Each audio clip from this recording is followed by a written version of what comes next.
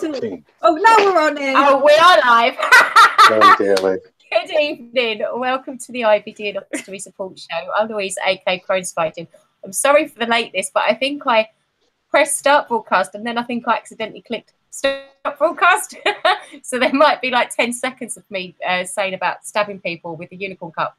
So apologies. So tonight we are going to be discussing the importance of researching operations, your illness, the importance of taking part in clinical trials and leaflets and other bits and pieces.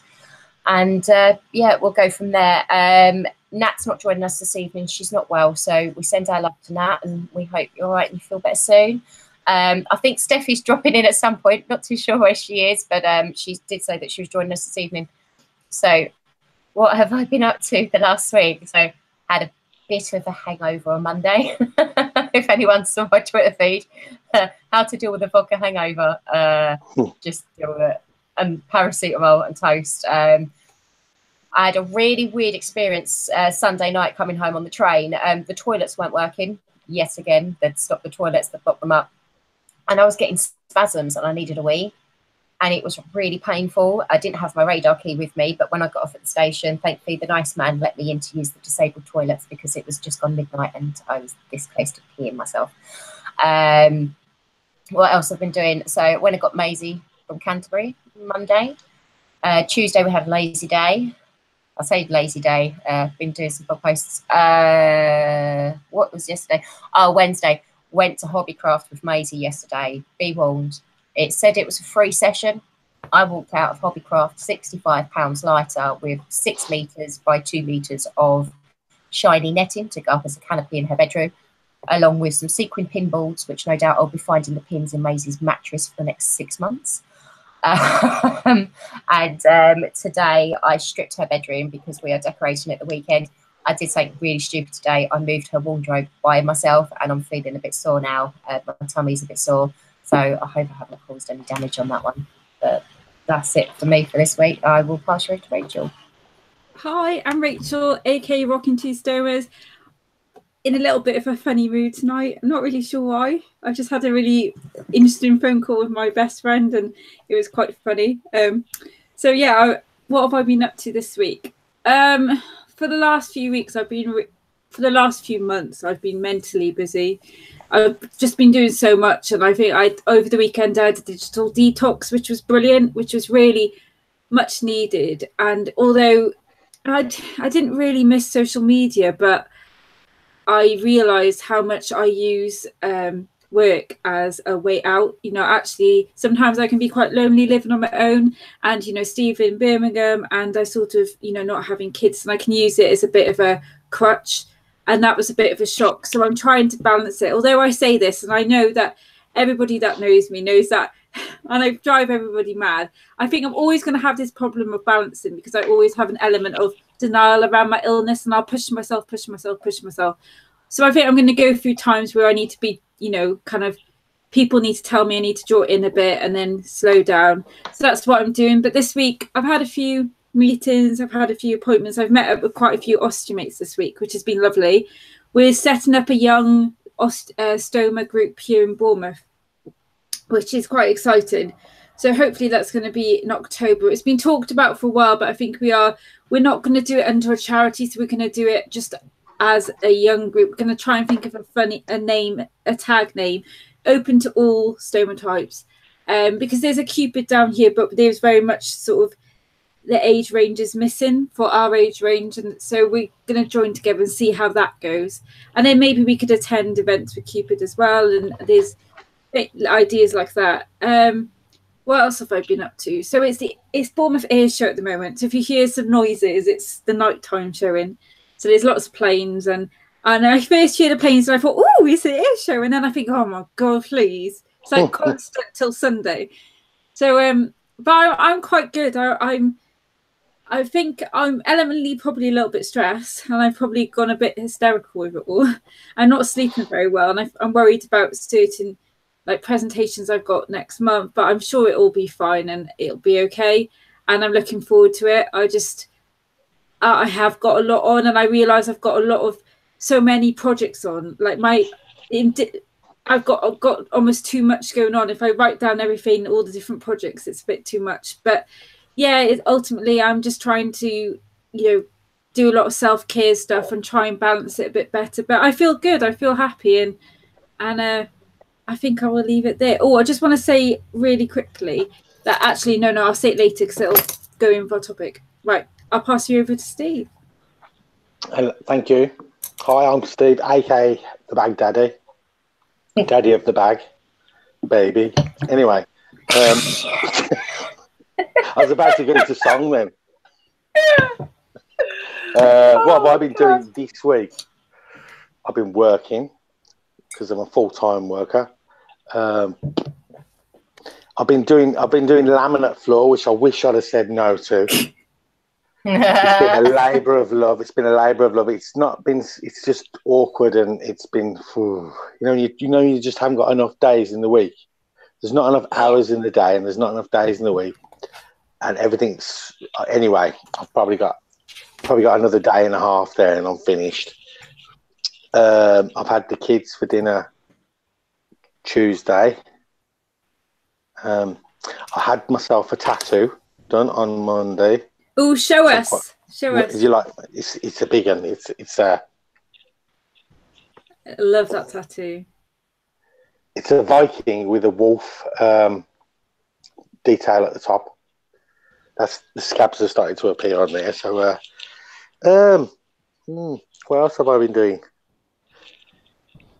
Obviously, I've got my operation has been put back a month. I don't know if I said this last week. Maybe I did. Which that kind of gives Rachel a little bit more breathing space, because I know that September is ridiculous for her. So I know that I was really gutted. I was gutted, and I could see Rachel quietly going, "Oh, thank God for that." Yeah, I think the thing is that if you had your operation, the next day was at the awards ceremony, and then go back, visit you in hospital, then 3 days later Copenhagen, then go back, then look after you. But I felt bad that I was leaving you, but you wanted me to leave you. So selfishly, it works better for me, but I know that it does. Not good for you. Not only that, you got to take positives. I'm coming to the award show as well now, which is great news. I don't think I've really done that much else, to be fair. What's on the 10th of September, and it's not the thing that you keep saying? It's my birthday. Say again, Louise. What was that? 10th of September. It's my birthday. If you guys don't get me a card, I'm going to do you. Get you a card. We'll get you a card. We're saying you happy birthday. Oh, I got a brilliant idea. We're going to make a cake. Don't you dare stand outside my hotel room at 6 in the morning singing happy birthday to me, because I'm doing that, Of course, yeah. You do realise that if you're watching, you know how awful that we are as Stevens are at baking cakes. Like, I can't bake a cake, but I will try. I will bake one for you, Louise. I've never ever baked a cake in my life, never. Like, I wouldn't. Maisie's asked for a birthday cake for her birthday. Ben's making it because baking is not my forte. I'm very good at cooking. I'm very good at making pies, stews, suet puddings, anything like that. Give me sugar and flour, and I am carnage in the kitchen. I think I've still got a scar on my arm last time I attempted to make gypsy tart, because I popped the ring out and the flan tin slid down my arm, and I was doing the hula with the out of the 200 degree oven trying to get it off. I got burnt this week as well at work. I got a lad we both walked into each other round the corner. I was looking one way. I had my breakfast in one hand. He had his hot coffee in the other hand, in his hand, and we just bumped. And I got covered in hot coffee. Burnt my wrist and my stomach, but my wrist needed attention from the medical staff. That's pretty much it. Oh, when I worked for Lloyd's TSB, my friend Sarah, we're still friends to this day, but I had a brand new white coat on, white material coat, so not one of those ones that you can just wipe off and it comes off. And she fell down the stairs with 2 lattes in her hands, and it was only because I was there that I stopped her from breaking her neck. She actually had to pay to go and have my coat dry cleaned because I had coffee all down the back of it, and all I could smell for about a month after that was coffee. Oh, that's a fair deal, then, isn't it? Oh, we've got quite a few people on tonight. We've got Derek, Laura, Graham, Ostomy Online. Sorry, I don't know your name. Pauletta, And anybody else watching that hasn't commented, if you go onto the chat, you can open up the chat and type us a message or any questions.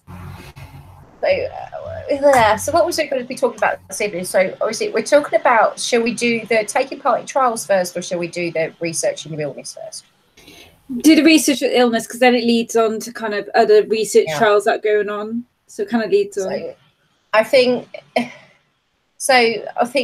everybody that watches has an ostomy, but the majority of us have an ostomy due to an underlying medical condition. So for me, it's Crohn's. For Steve, it's ulcerative colitis. And for Rachel, it is... Who knows? It could be anything. Something neuropathy. I know the autonomic failure, pure autonomic. I'm the odd one out. Rachel, you should be in Bletchley Park, you should, because you're an enigma girl. I'm a what? You're an enigma. Enigma. You should be in Bletchley Park.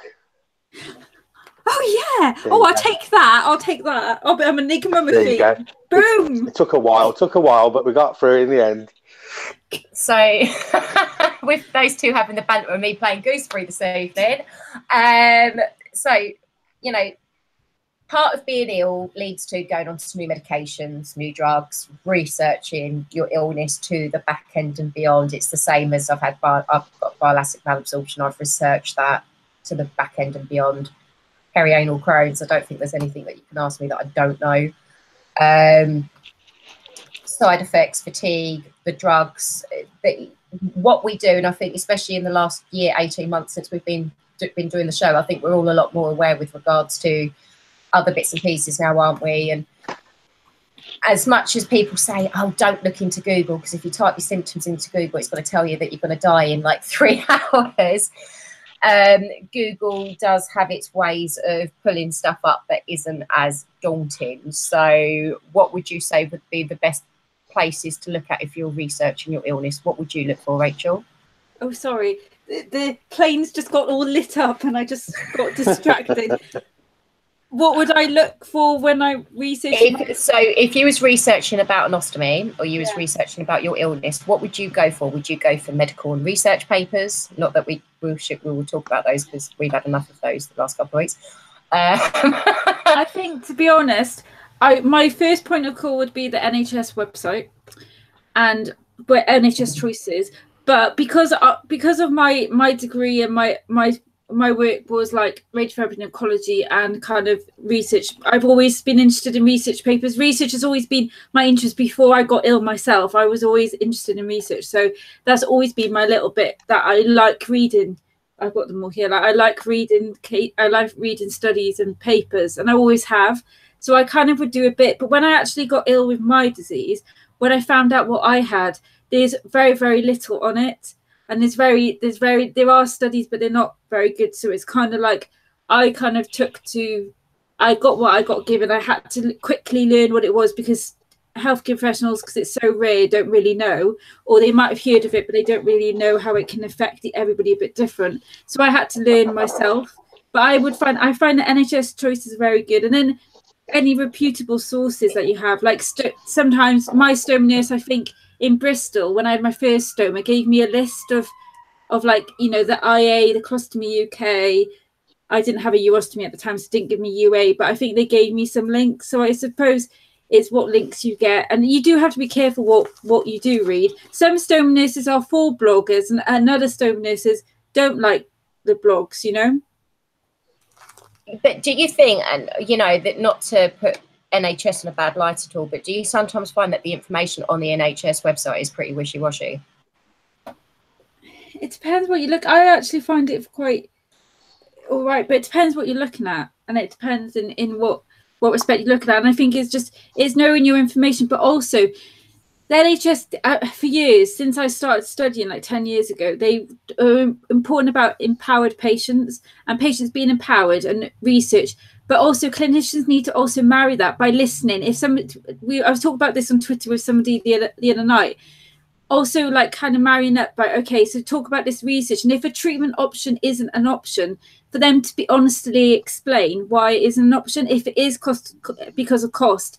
But I think it is about, if they want patients to become empowered and they want patients to become like educated on it, but they also need to, it needs to be married up as well. So it's sort of like the honesty and like asking, well, you know, can I have this treatment or not? But when I first got my ileostomy, I didn't want to know anything about stomas. I couldn't hear anything. But when I got my urostomy, then came out all the questions. I researched it in detail. I knew what I wanted to ask. I was ready then. But when I first had my first stoma, I wasn't ready. I just think, I think that being your own advocate, though, especially with regards to knowing your illness and knowing yourself better than, say, your clinicians know you at the best of times, unless you're like us and you've had specific clinicians for an extended period of time. Because I see it in the groups all the time that they're going in and their consultants aren't listening to them and they're not. But I think that's only half the thing. You don't know if they are being honest and they are being truthful and telling their consultant everything. So it's a bit of a fine line, really, isn't it? Mm. It's like if I go and see my sort of, sorry. No, you go. I'm completely different to you girls. I tend to sort of listen to what the consultant has to say, try and take as much in as I can, never ever go equipped with enough questions. I'm learning, but then I spend time, lots of time, talking to people online who've had the same ops. You know, I spent like 2 years researching the J pouch and getting negatives and positives to make my decision, basically. You know, and obviously my down, so I kind of know where I'm going now. I know what's next for me, but mostly through talking to people who've had it done. Now I realise that a lot of people who've had brilliant experiences are no longer on forums and stuff, so you're not going to get to speak to them. So that's kind of my way of going about things.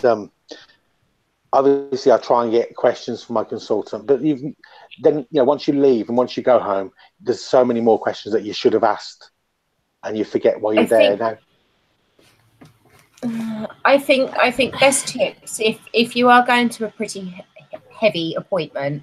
So if you're not just going for a general checkup and you are going, take somebody with you. Yeah, take tips. It's not always available, though, is it? To be fair, in the real world. Yeah, but Steve, when I got called in, when they told me that my cells mutated in my bladder, I got one of my close friends, Steve, hadn't come with me, I would have completely missed that I would never be able to have children because I completely didn't hear it. There was so much in that appointment. I took that cells mutated, need to remove 2 weeks, need to have your second stoma. I didn't take the can never ever get pregnant. I know, yeah, but nowadays, knowing what you know now, Rachel, you would take that in. That was the very early. No, that was 3 years ago. That's what I'm on about. You know a lot more now than you ever did 3 years ago. If I had a phone call and it said, Rachel, you need to come in now, and they said, so and so, you need this organ removed, and they told me other stuff.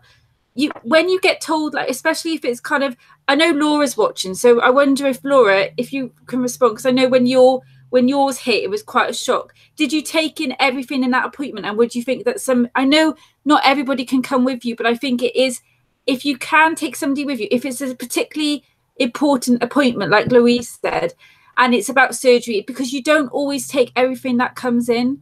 You just take, you hold on to a little bit and you don't get all of it. And I can say that I honestly didn't. Rachel, you know yourself what I messaged you the other week, when I had my letter through after I'd been to see the surgeon, and I don't remember half of what he said. Ben remembers most of it, but there's stuff that I don't remember he said, and I'm sending you this letter and I'm going, that don't look good. I don't remember them saying that. But this is also the importance of having friends within the community and having somebody that you can talk to and somebody to relay your fears and help. Because if we didn't have those, or if we've been in a situation before where we've not had those, you literally go into the situations or go into the surgery or go into something and you just literally going, it's fine, do whatever you're going to do. I'm just going to have to deal with whatever the outcome is. I think being better educated and having the support and have somebody going to, well, that's a possibility, but that's not necessarily going to happen. But they have to outweigh the risks versus the pros. And that sort of thing. It is important to take those people with you. A general checkup, yeah, don't take somebody with you. But if you're going for a scan, or if you're going for, you're going for a big appointment, you know that that day is D-Day and that something is going to be discussed, you normally get given anything between 3 to 6 weeks notice. You don't just get emergency appointments anymore unless you go in via A&E. You do if you have cancer and the biopsy comes back. You get called in. Not every time, but quite a lot of times you do get called in. But then something I just want to quickly mention is that there are advocacy services. So the hospital will have PALS, and they will have PALS. Yes, it's complaining, but PALS can also be if you need somebody to come with you. So if my friend couldn't have come with me, I probably would have arranged somebody. That's interesting to know, that is, because all my friends, actually minded, they wouldn't know what questions. They'd be baffled by half the thing that the surgeon or consultant said. So I'd be kind of like trying to. It's another pair of ears. I get what you're saying, but knowing that PALS offer that service is really good.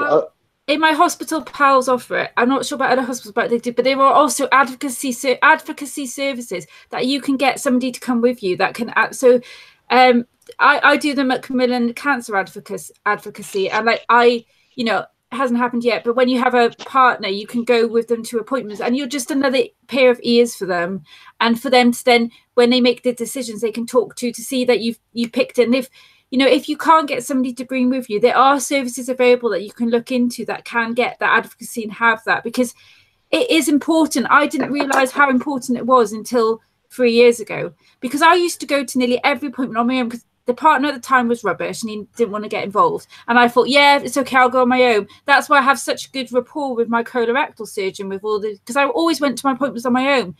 But now I see actually how important it is to take somebody with you, because there's so much you don't take in, because when they're telling you all this, you just pinpoint on one area. That's why I wish I was with you to your appointment, Steve, because it's a lot of information. Mine was very similar 3 years ago with my appointment, and obviously my operation was kind of like an emergency. But I remember when I was in there and asking about the different drugs that I was going to be on and what's going to happen now.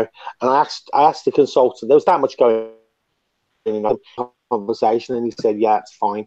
I said, it's literally so late. Next time I see her, I'll have questions available. And it's just, that's what I did last time, because I was quite, with the morphine and stuff, I was quite out of it. So I needed to know that what he'd said and listen to it when I wasn't so out of it.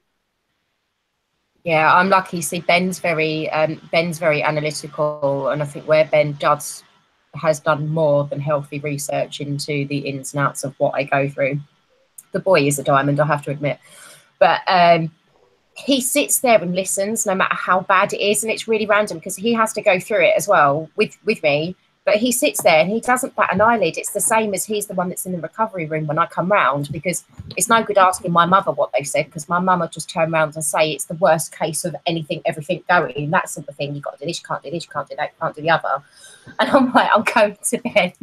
When I'm out of hospital and I'm recovering, please don't let my mum in when you're not home. Because it's the sort of person that my mum is. I think having positive people and having people to help you is always better than having the negative stance. Can I make the same? Sorry, carry on, Louise. Sorry, I thought you'd finish. No, it's the same as having a good relationship both with your GI and your surgeon.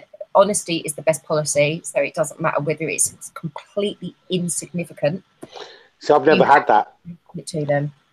Have you not? No, I've had to do this on my own. This will be the first time that I've actually got someone in my corner. You know what I mean? So it's the truth. I've never known any difference. So you you don't miss what you haven't had.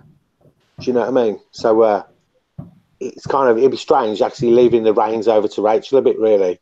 You know what I mean? But it's good. I'm looking forward to it. I want to get it done, get it over with. But I don't know. I know a lot more than I did back then. I'm still not by nowhere near an expert on anything. But I don't think any of us ever will be. We're only experts on our own condition, on our own circumstances. It's okay. I know we give advice and we write posts and we do this, we do that, we do the other.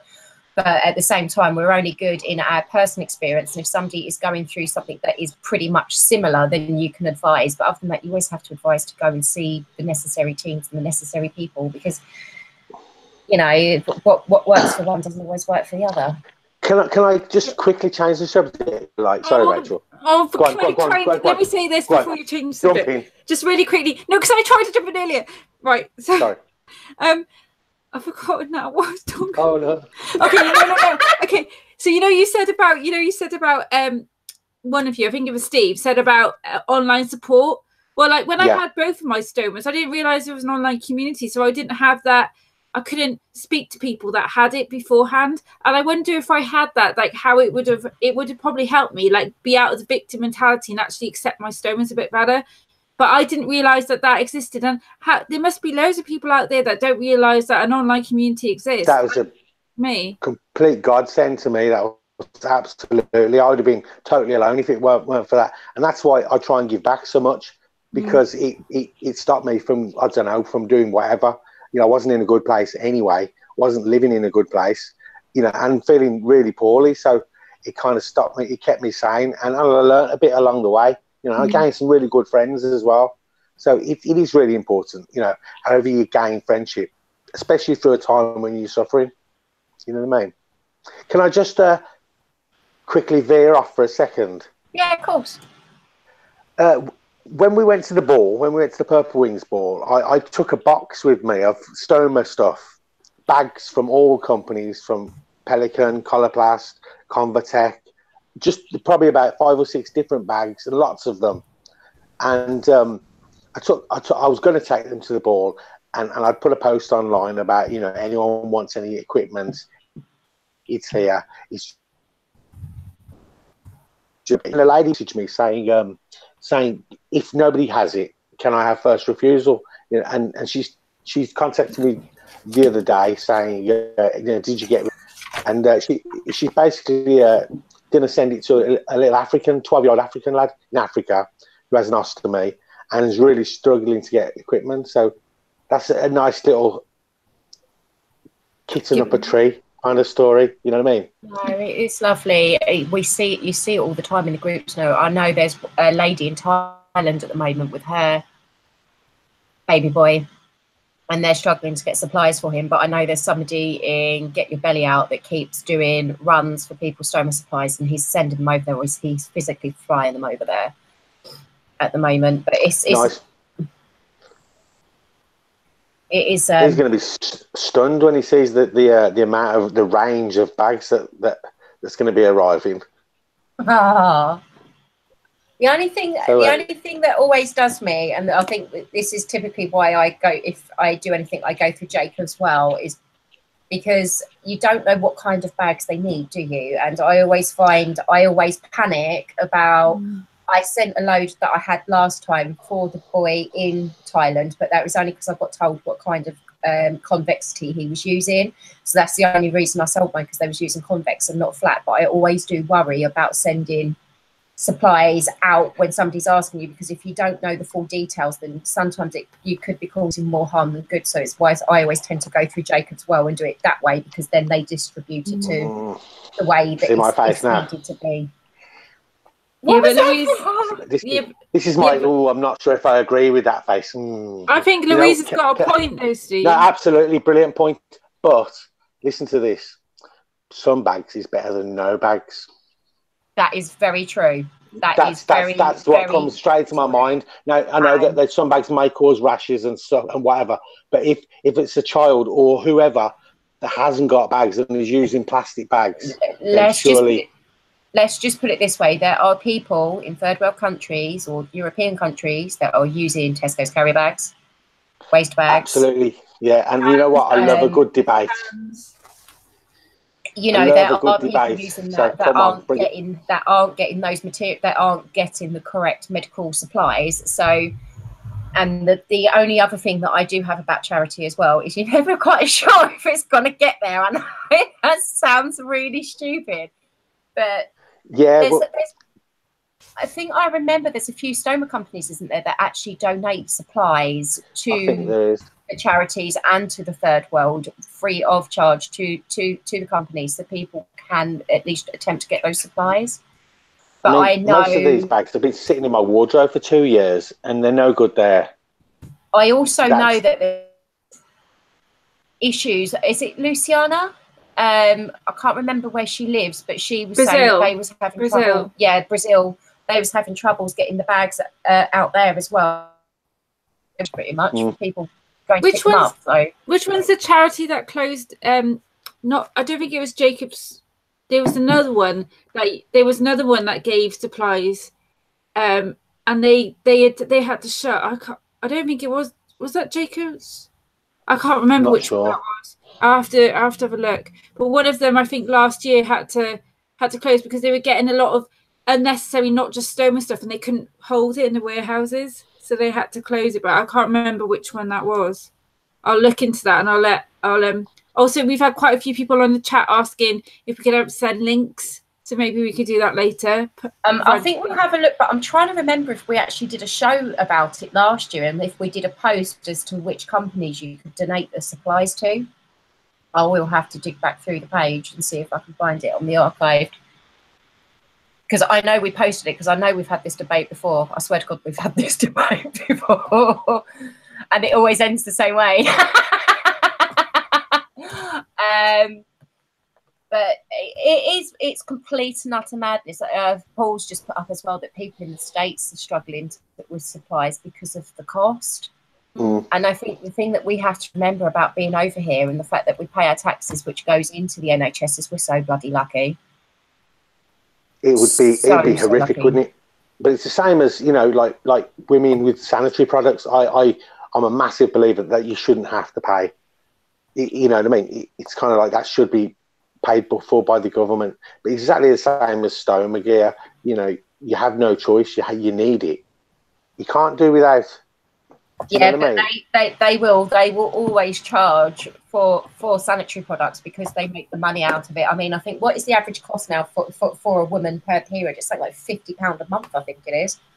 There's something that I read in was it the Daily Mail, I think it was, a couple of months back. Right, I've got some. It was Stoma Aid, where they're not currently open, but other charities. So Jacob's Well Appeal, I've just put the link in the chat, and Hospices of Hope, and I also put that in as well in the chat. And the Stoma Wise have also got a link to surplus stoma, so, and I'll put that in the chat as well. Sorry, did I just put in again? No. Now, what was the second part of this tonight's taking part in trials, trials and other bits and pieces. So I'll make you laugh. My post come 2 weeks ago, and there's a nice big massive envelope in my post box. I'm like, what on earth's that? Get it indoors, chuck it on my desk, I'll open it later. And I've opened it out, and it's this leaflet for fecal incontinence. And do you know what? I don't even remember taking part in the study, but I did, because I was fecally incontinent prior to my stoma because of the bile acid malabsorption and because of the damage caused by the Crohn's. And it was this lovely shiny booklet and a covering letter saying, thank you ever so much for helping and taking part in this study and everything else. But that sort of leaflet, that sort of booklet is going to help people in the future if they are experiencing the same problems. So things like barrier creams and salt baths and Epsom salt baths and bidet baths and other bits and pieces, things like taking spare underwear with you, that sort of thing. So that is going to help people. There was another one that I did, but I pulled out of it because it was just too, it just ended up being too time consuming. I think I'd spent 18 months back and forth to King's College with regards to IBD and diet, and in the end I've just said I couldn't do anymore because I was so busy with my workload. The other one that I'm taking part in at the moment as well is DNA mapping for people with Crohn's disease that are resistant, refractory or immune to medications, because there is a small amount. Is that part of Predict? I'm doing it under Guy's Hospital. Oh, yeah, that was the other one. When I have, every time I go and see my GI and I have my bloods taken, I have two sets. So one is taken for my tests and my monthly updates and checks, and the other one goes off to the company that's still doing and checking my DNA on file and what makes me different from other people with Crohn's, why am I resistant to the meds, because that will help people later on down the line.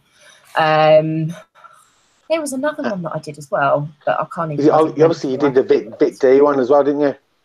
Oh, I did the vitamin E bag. Yeah, sorry, vitamin E. It was for the vitamin E bag. Yeah, I'm not too sure if it was a trial or it was just Owen and Meg being really, really nice because I was having issues.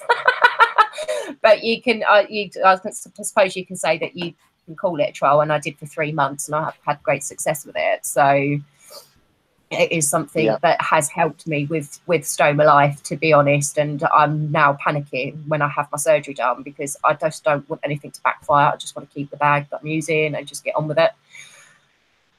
So I'm having that slight panic. There's another one that I did as well. Oh, good God, for the life of me, I can't think about it. It was something about people that build up antibodies to immunosuppressants. So I have severe antibodies to infliximab. I also have antibodies to Humira. I can't take that anymore. And I'm now slightly worried because I've had my last dose of Entyvio, and I'm going to be off of it anything between 4 to 6 months before my immunosuppressants start back up because I have to recover from the surgery. And I'm like, what if they give me that in the IBD clinic and I go into anaphylactic shock again? There's another one going about as well at the moment. I'm not too sure. I know they've trialled it amongst 100 people, but I've been posting it up on my Crohn's page. It's the stem cell transplants that they're doing for patients with Crohn's disease. I believe it's predominantly Crohn's disease, not ulcerative colitis. And I'd say I've been researching that to the back end and beyond. I'm slightly skeptical because it's like 6 weeks in hospital and chemotherapy and hormone producement, so stuff that they inject you with, so it flows out into the bone marrow, goes out into your blood, and then they take it and they harvest it, and then they completely and utterly wipe out your immune system, and then they give you the drug. They give you your own stem cells, and they put it back into your body, which is meant to reset your immune system. I'd be skeptical about trying that trial, to be perfectly fair with you, just because of it's very intensive, very, very intensive. And I think it would be about how desperate you was as well, you know, to kind of find answers. Or usually in those types of trials, there's really like to get the inclusion criteria is really kind of specific, and that's when the research nurses will recruit, and there's a big process that goes with all of that. So it's sort of not really there's a lot that goes in behind these trials. It doesn't just happen like that. There's a lot of planning and a lot of also like the reason that they get told everything, and it doesn't just sort of happen. It's over a process. It is over a process, but they've been doing it well because they started publishing the papers on it, haven't they? So for me, being us having an autoimmune disease, resetting your immune system isn't going to cure the fact that you've got that illness. It might give you some respite or something. So until more's been done into it, I wouldn't go into the hospital and put your hands up to try it. That's just my personal opinion. But I mean, what about you, Rachel? Have you taken part in trials? I know, Steve, you have. So I haven't, because obviously my illness is very rare. I am involved in a case study at the moment, which I'm not allowed to talk about. But I've got that, and Laura's on the chat. There's the urostomy research that I did about the knowledge and healthcare professionals. That's been taken on by a consultant now. So we're co-designing a survey, and then that will send out to urostomies, and then it'll be probably a 3-phase study, but it's the research team in Exeter have more experience than me. So it's kind of, I just presented them with this big problem that urostomies have, and it's now being talked about. So that's really exciting because it's something that I'm actually involved in, the kind of designing and the writing and the presenting at the conferences, like hopefully the European Urology one, you know, if we can get the preliminary results out. So it's all quite exciting. But actually myself, I've not been involved because I never meet the inclusion criteria because my illnesses are so complex. But I'd just like to quickly mention, so So there's a few like IBD related studies at the moment, and there's two studies that detect the role, the genetical, environmental of the microbial in IBD. So that's the PREDICT study. Have you heard of it, Louise? PREDICT and GEM study. It vaguely rings a bell, but I'm not too sure which one I'm doing with the DNA mapping, because I was recruited originally from going in for my appointment to see my GI. So there's two. The GEM study is the 5,000. So what they're looking at is they're finding out. So with readmission, when you go into remission, and they're trying to find out the environmental factors. So there's two studies that are running side by side. One is the GEM study, where they're recruiting 5,000 first-generation family members or people with IBD that are healthy, and they will follow them through and see if they then get any symptoms of IBD. Then the other side is a PREDICT study, where they will uncover the causes of disease flare, environmental factors, diet, and then they will compare them both together. Really, really interesting. If anybody wants to find out any more, go onto the PREDICT website. There's a really cool video that explains both studies. And I've been following it for a long time. PREDICT started, I think, 2016. Charlie Lee is like the forefront of it on Twitter, and I've been following it for a while. But even though I don't have IBD and my speciality is urology, that's where I do a lot of my research. But I actually found that was quite interesting. Yeah. Yeah, no, the one that I'm taking part in is for the people with Crohn's disease that are resistant to the majority of medications. They're trying to work out why we get resistant to medications, why we go through them so quickly, why they stop being effective within, like, for me, normally a 3 to 6 month period. Is the one that I'm doing. The other one is as well, my main issue is my GI's pretty much washed his hands of me now, apart from the immunosuppressants, and I'm surgically managed. Because I've never achieved remission, even now, my last scope, I still had inflammation going through what is left of my large bowel, going from inside to outside. So the drugs are keeping it at bay. So I'm getting the mild symptoms. So I'm still not classed as in remission. So I'm hoping with the next stop that I am classed as being in remission, because that part's gone. But the problem that I've got as well is the last gastroscopy that I had down that way, there was a couple of ulcers on the other side of the anastomosis where they originally formed it. So yeah.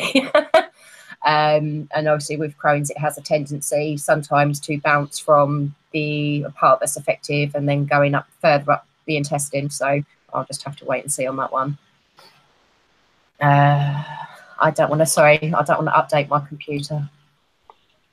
I was I think obviously I was one of the first people to trial the Mio concave, which was it was perfect for me.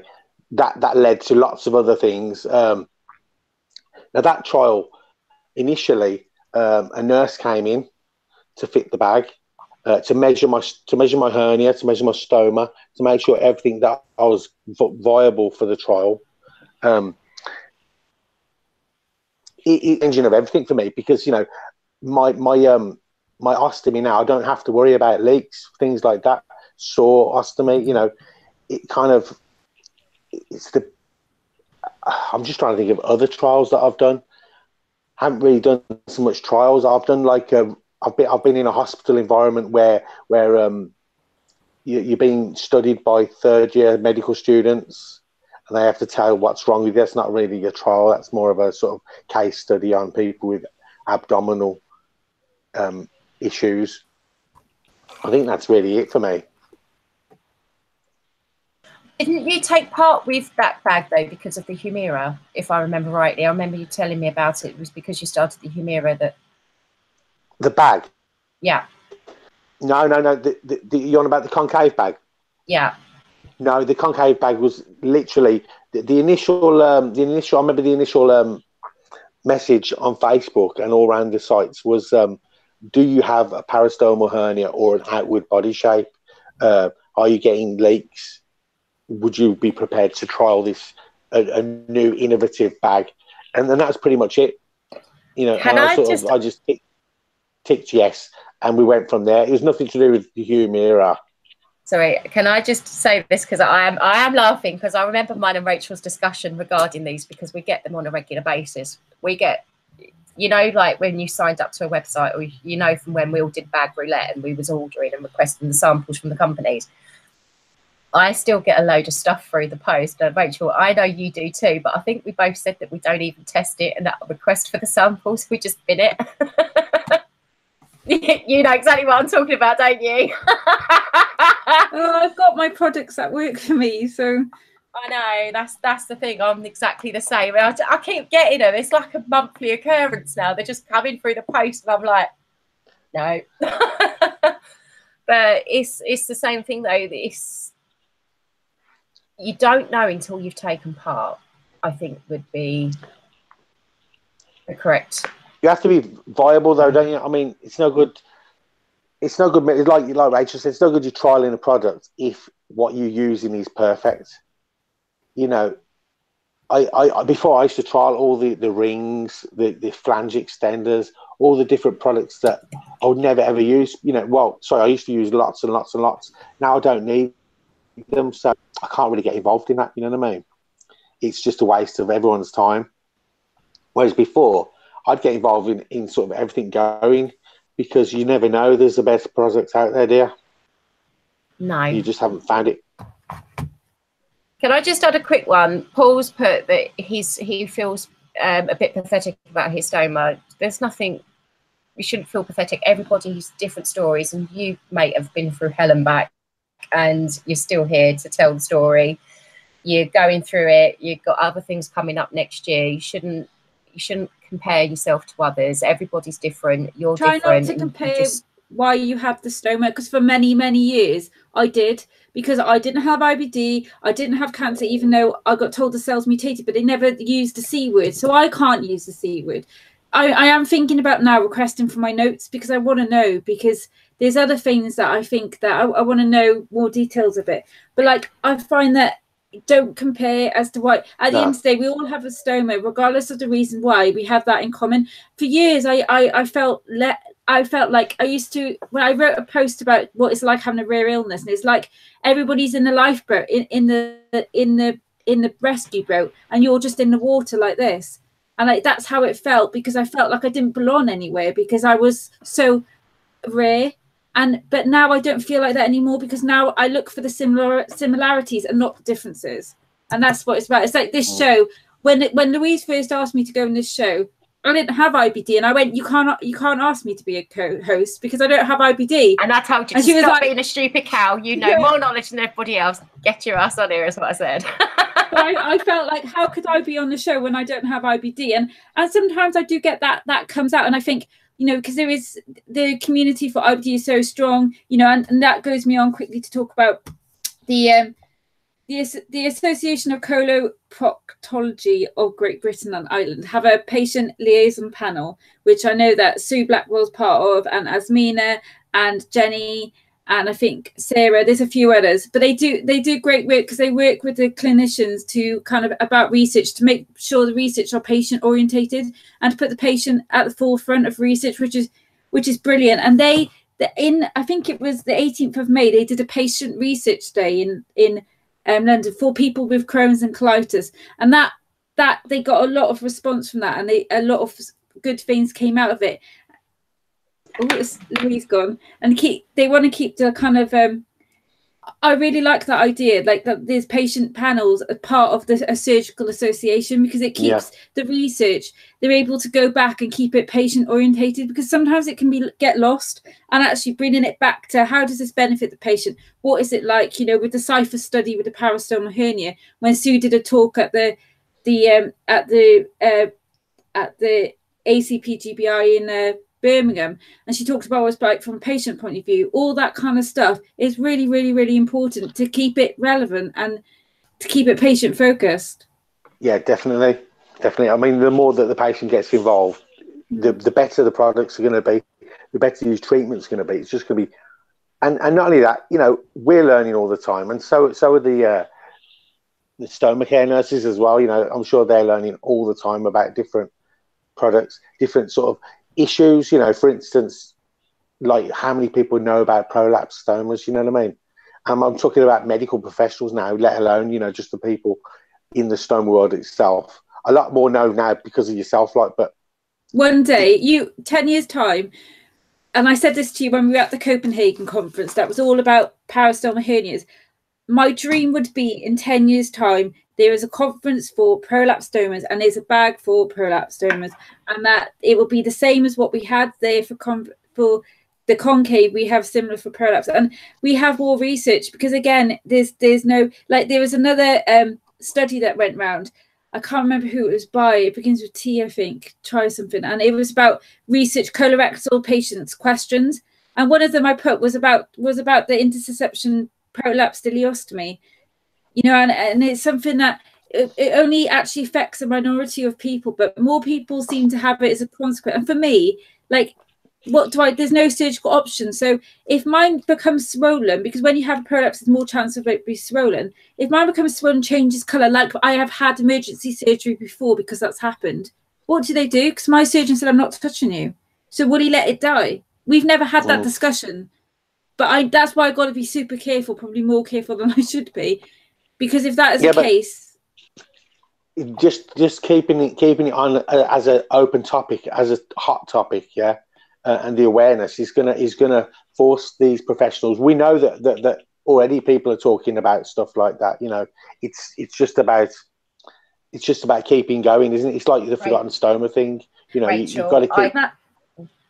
That's why the blog's so good. The blog, I found the blog's been a great platform for the forgotten stoma. Like, that's my baby. That's what the urostomy, the forgotten stoma, the lack of knowledge in the health, in a secondary and primary and secondary care. That is my baby. That's not just me. That is a whole community. When I go up there and I talk about that presentation in a couple of weeks, it won't just be me. That will be the whole urostomy community standing, going, this is a problem for all of us. Nobody has ever listened, and now people are listening, and we've never had the voice. And many urostomies have said to stoma nurses, to clinicians, to consultants, staff don't know how to take a urine sample. They're taking it wrong. The impacts care potentially could be life-threatening if they're septic. They need to find out where that infection is from. I think the other thing that you've got to remember, though, as well, is with regard, you know, you were saying about the surgeon, and your surgeon said, I'm not touching it, and they've never gone further into that discussion. You've got to remember, apart from the ones that are really good in their field, and I mean the ones that are professionals that can be complete and utter arrogant a-holes because they are very good at what they do and they are very competent at what they do, you've also got to remember that not all of them have that same training, and not all of them have that same knack. I have issues. My issues are, every time I get ill, I go to Pembury. They won't touch me. They'll stick me on IV fluids and they'll tell me I've got to go to St Thomas's because I'm too much of a medical malpractice risk for them to deal with me in that hospital. Every time I go in there, they load me up on painkillers and they send me and they tell me to go somewhere else. Or their answer to everything is, well, if everything doesn't start working in a couple of days, we're going to stick you on TPN. Whereas if I go and see my team up at St Thomas's, and guys, they deal with me in a completely different manner. It's difficult, because I'd love nothing more to be able to be under my local hospital and not have to travel every time I go to a hospital appointment, not have to go and see 3 or 4 specialists every time I have to go for specific appointments and everything else. But not everybody, they all don't have that training, and some of them don't have that awareness. Have you not seen that thing about the medical doctors, the ones that are training? It all went quiet then. Oh, sorry. You know, the doctors, the junior doctors, they learn via Google on their job. They Google things on their phone whilst they're going through the job. If you've ever seen that junior doctors thing, that's scary shit, man. And they're dealing with you overnight time. Can I say something though quickly? There was a really great meme going around Twitter, because I've become obsessed with Twitter. As Steve said, I have more relations. He knows what's going on more by Twitter than actually when me talking to him. I was actually laughing at meme then. Is that how you say it? Meme. I always call it meme. I always say it wrong to Ben, and Ben laughs every time I say it. Isn't it a meme? I don't care. Memes are ridiculously. Meme is much better. So on my meme, it said like the difference, like a good surgeon is something, a better surgeon, but the best surgeon is when they they know not when to operate. And that's my surgeon, Mr. Howell. Yeah, I love that. I love that. He has told me he won't operate anymore, and I respect him for that, because we did eight surgeries to fix prolapse, and every time complications, TPN, infections, everything that could go wrong has gone wrong on the table, intensive care, everything. But he said, I'm not doing any more, and that makes him, in my eyes, a really good surgeon, because he's like, I'm not doing anymore. There is, and he wanted me to go to St. Mark's like a couple of years ago, and I decided not to, because I didn't want anybody else to operate on me, because I am so complex. But now I've kind of accepted that I can live with the stoma. If anything else comes up and I need more surgery, then we can deal with that when it comes to.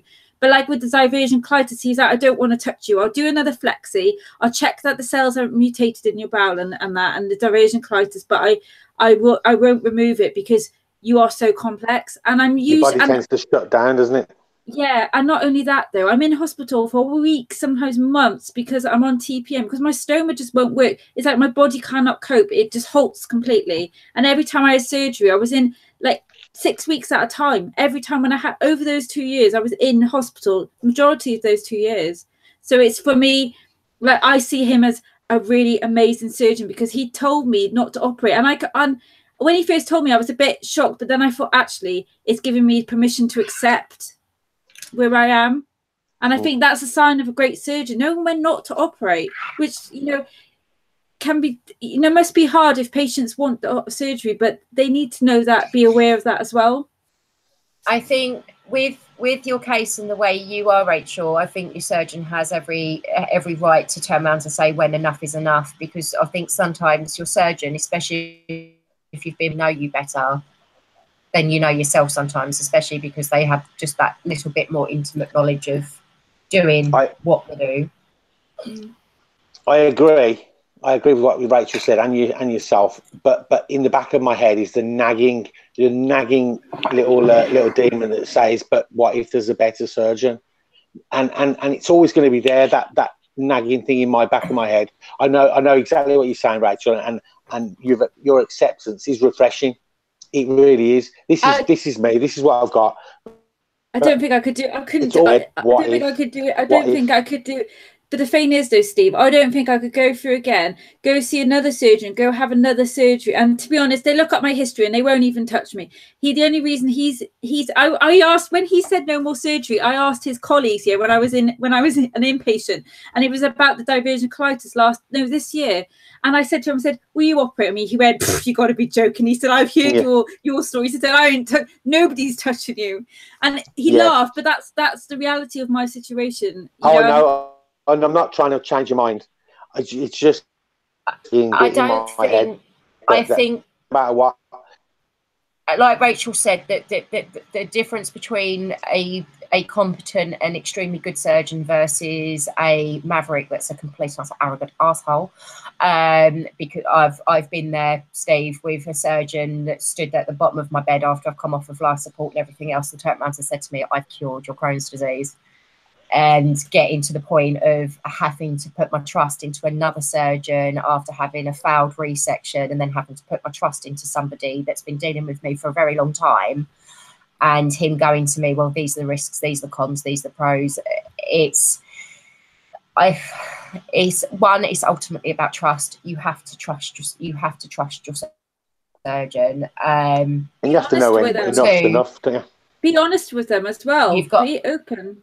You've got to be open. So obviously my surgeon knows everything, the good, the bad and the ugly. And he's also one of those surgeons where if I got dropped off of his surgery list, I was meant to have my surgery in the August, and I didn't have it until the November because he was off, irony, having surgery himself. But he wouldn't let any other surgeon touch me because he knows the risks. He knows what goes wrong with me every time I have surgery done. And he was like, well, I'm not just going to let anyone deal with you. I will deal with you, and only I will deal with you. It's the same as when I had the referral to go for the second lot of surgery again with him. It's only him. I don't see the registrars. I don't see, as they say, the monkey. You want to see the organ grinder. I always see the main man, and I don't just go in with his registrar, and I don't see his registrar's going to sign the paperwork either to have the surgery on that day. He's always there. He goes through it with you every step of the way, whereas I think some surgeons lack that empathy and lack that. I don't know. It's a weird one. It's like, Rachel, would you say Mr. Howe, even though he said he won't touch you again, would you say impeccably that you put your trust in him and he is probably the only one that you would ever trust? So it's quite funny how that story turned out, because he wasn't originally my surgeon. I was under another surgeon, and he put his hand in a propeller 2 weeks before my urostomy was to be formed. And actually, they were supposed to be, something happened, and the urostomy was supposed to be on the other side, the ileostomy on the other side. But because that surgeon was in hospital, because that surgeon wasn't doing my surgery, because he put his hand in a boat propeller, and when you see him, and he looks like a nutty professor, you could so imagine him doing that. Like, he's that, yeah, you can just imagine it. And he couldn't do my surgery.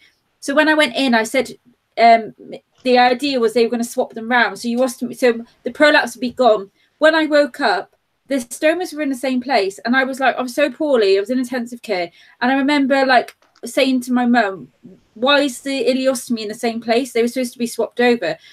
But actually, what had happened is there wasn't any annotations, and for ages I knew that this has happened, but I never spoke about it. So Mr. Howell, we never kind of talked about it, and then I had all the prolapses and their problems, but in the back of my head I thought they never swapped the bags around. Like, if they had, then maybe the prolapse would have stopped and I wouldn't have had all the surgeries. And then the surgeon that is now retired, but the surgeon that was meant to annotate about them being swapped around, he came up to me 2 years later, so this is about 1.5 years ago, and he had avoided me, and I thought, why is he avoiding me? And he came and he goes, "I owe you one of the biggest apologies I've ever owned in my career." And I went, "Really?" And he went, "Yeah." He said, "If it wasn't for me and I hadn't annotated correctly, then I think you've had 8 unnecessary operations because of my fault." And in that moment, I never spoke about it with Mr. Howell. I never spoke about it, but in that moment, it got rid of all my fear, all the kind of that I didn't tell anybody, but I knew something had gone wrong. It got rid of my resentment, and I went, "Thank you, thank you. That means the world." Actually owning it and saying. And he went, "You could have sued," and I said, "Yeah, but I never would," and I never discussed it because I was just so grateful for what happened. And Mr. Howell, he is an amazing surgeon. He has saved my life so many times, and he has really helped. And he's felt more like, not like family, but because I've always gone to them on my own. Like, my mum and dad have come to the surgery, but for the appointments, we've got a really good rapport.